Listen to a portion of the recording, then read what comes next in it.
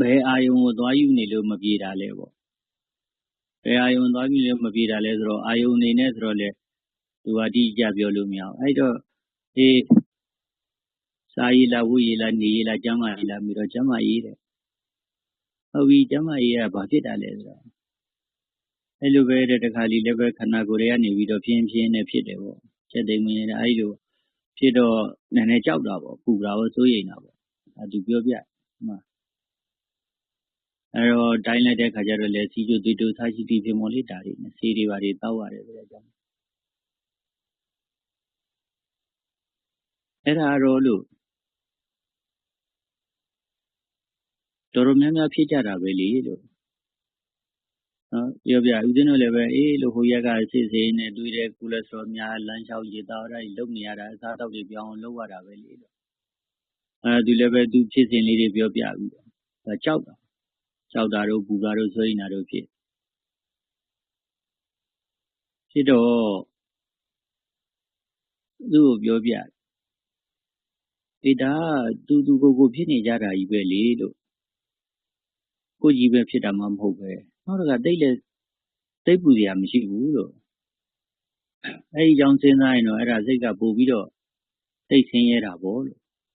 တရားလေးပြောင်းပြီးတွေ့ရင်တော့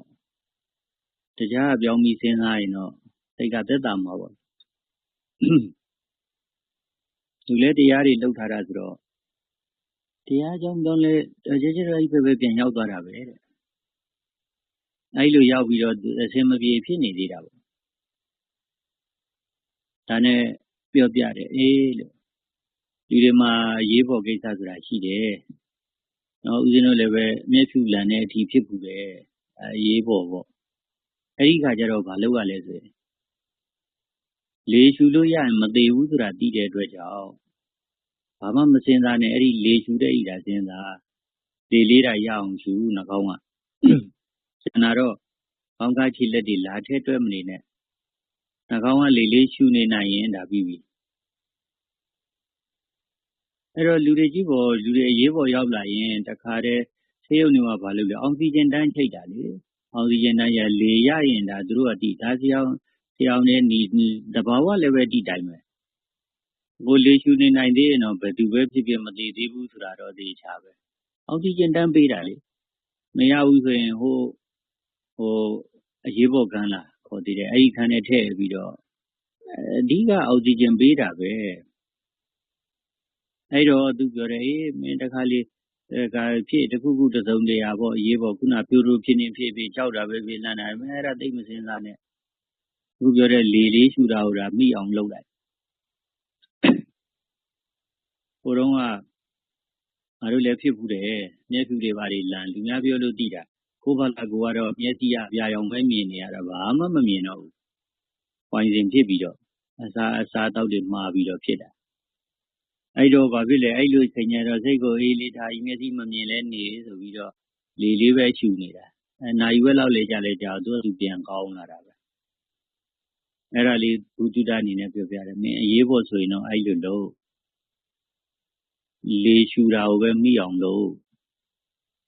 နော်ဒီနည်းနဲ့ပြောပြခဲ့တာဟိုကိုဗစ်ကာလတွေရောဟိုကာလဒီကာလတွေရောအဲ့ဒီမှာဒီစကားလေးနဲ့သူတို့တောင်းထားနိုင်တဲ့လူတွေရှိတယ်နော်ဒါဦးဇင်းတို့တကယ်ချင်းလည်းပြောမယ်ဒီအချင်းချင်းပေါ့တိတ်အသက်တန်တိတ်မကွာဘူးသူတို့ကိုဗစ်ဖြစ်တုန်းကလည်း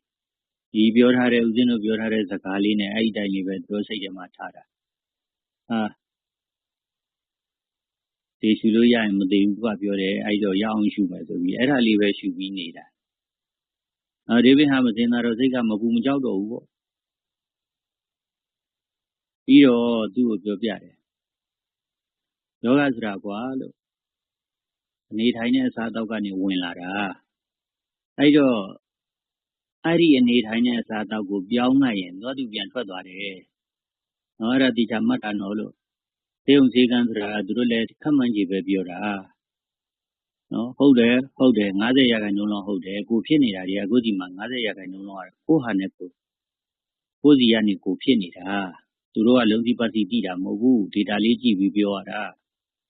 အဲ့တော့စားတော့နဲ့နေထိုင်ကြောင်းဒီယောဂဝင်လာတာ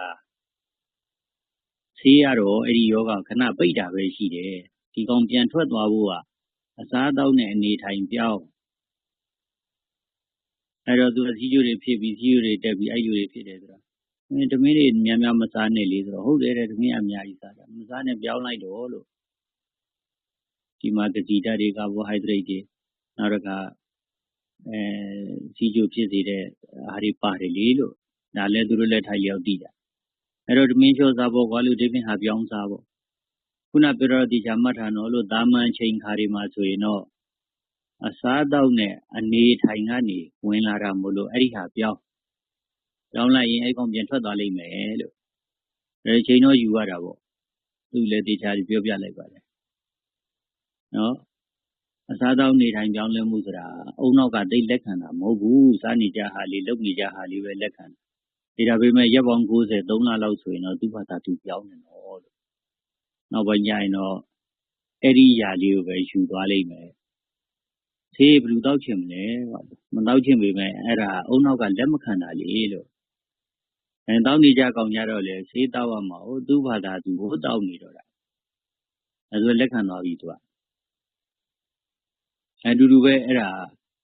နော်အတူတူပဲဒါကိုစားတောက်နေထိုင်ခုနယောဂဝင်လာစီကြောင်းလမ်းကြောင်းနေရလဲဒီကောင်းကပဲလက်ခံပြီးတော့အဲ့ဒါလာခေါ်တာအဲ့တော့ဆေးရတော့ယောဂဝင်လာတာလေးသူကခဏတားပေးမှာကွာလေဆေးရလုံးလုံးပြောက်တယ်တော့ပဲရှိမလဲလေဒါကြောင့်မလို့တချို့ဒီစီဂျိုဆေးတွေသူကတစ်သက်လုံးတောက်နေရတာလေလို့အဲ့တော့ယောဂဝင်လာလမ်းကြောင်းကြည့်နော်စားတောက်နဲ့နေထိုင်ကနေလာတာမလို့အဲ့ဒီကပြောင်းလိုက်တာနဲ့ဒီပိုင်းနဲ့အဲ့ဒီကောင်တွေကပြန်ထွက်သွားမှာလို့အဲ့ဒီလမ်းပဲပြန်ထွက်သွားမှာသူတို့ဝင်လို့မရတော့ဘူးလို့ဆေးနဲ့ခဏပိတ်ထားပြီးလို့ရှိရင်သူတို့ဝင်မခံတော့ရင်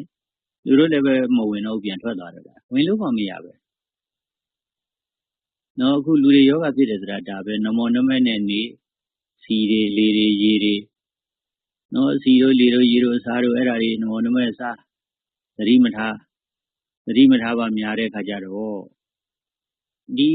စားတောက်နဲ့နေထိုင်ကနေဝင်လာတာအပြန်ထွက်ရင်လည်းဒီလမ်းကြောင်းကပဲထွက်လို့ရတာမထွက်နိုင်ရင်သေသွားရင်တော့လည်းမတတ်နိုင်ဘူးဒါတော့တကယ်ဆိုရင်အဲ့ဒီတိုင်းပဲပြန်ထွက်တာတောင်နေကူးနေတဲ့ဆိုတာလေသူတို့လည်းစိတ်ကောင်းစေနာကောင်းထားပြီးကူးတာပဲဒါပေမဲ့သူတို့ကိုယ်တိုင်တော့မှကြွသွားသေးတာပဲမရဘူးလေအခုပြောတဲ့သဘောတရားကြီးရာကိုအဆင်ပြေအောင်နေနိုင်မယ်ဆိုရင်တော့အဆင်ပြေသွားမှာပဲဒါပေမဲ့အာမခံချက်ကတော့ဘူးမှမရှိဘူးဘုရားတော်မှာရှောင်လို့ရတာမဟုတ်ဘူးအာမခံချက်မရှိဘူးသို့တော့သဘောတရားကြီးရာပြောရင်တော့အခုပြောတာအလုံးဝအမှန်ပဲအစားတောက်နဲ့နေထိုင်ကြောင်းဝင်လာတဲ့ဟာအစားတောက်နေထိုင်ပြောင်းရင်သူ့ကပြန်ထွက်တယ်အဲ့တော့ဒါသူအဲ့လိုပြောလိုက်တော့စိတ်ချမ်းသာသွားနော်အလားတော့ကတော့မျက်နှာသိမကောင်းဘူးပေါ့ပြန်ကြတော့